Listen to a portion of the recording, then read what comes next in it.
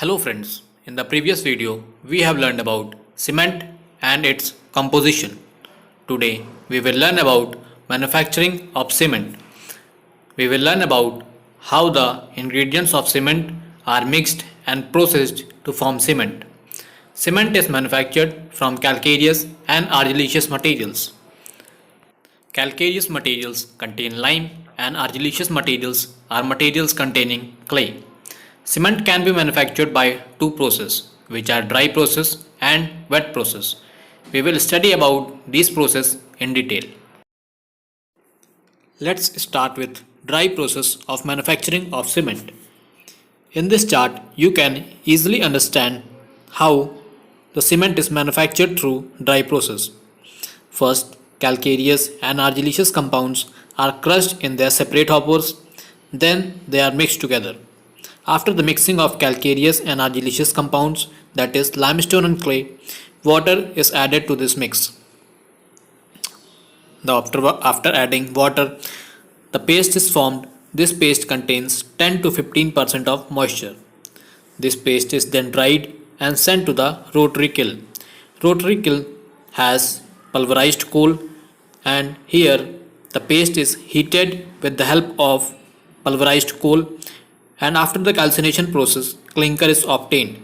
The temperature in the rotary kiln is maintained 1400 to 1500 degrees Celsius. What is calcination process? Calcination is a process of decomposition of calcium carbonate to calcium oxide and carbon dioxide. After the formation of clinker, this clinker is sent to the cooling chamber to cool at a temperature range of 150 to 200 degrees Celsius. After cooling, the clinker is sent to the tube mill. Here 2 to 3% gypsum is added. Gypsum is generally added to control the setting time of cement. This mix is then grinded to obtain cement.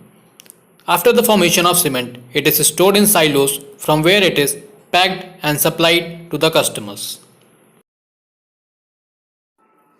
Now let's study wet process of manufacturing of cement. In the wet process also, calcareous and argillaceous compounds are first grinded separately in their separate hoppers, then they are mixed together in a ball mill. After mixing, water is added to them. When the water is added, a slurry is formed with the moisture content of about 40%. This slurry is then sent to silos for proportioning of ingredients. After the ingredients has been mixed and cement mix has been made homogeneous, this slurry is sent to the rotary kiln. Here also, after moving from the rotary kiln, small particles called nodules are formed after burning at temperature of 1500 to 1600 degrees Celsius. Clinker is formed. Now clinker is then sent to the cooling chamber.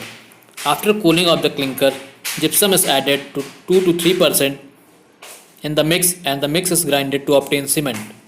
After the cement has been formed, it is stored in silos from where it is packed and supplied in the bags of 25 kg or 50 kg to the customers.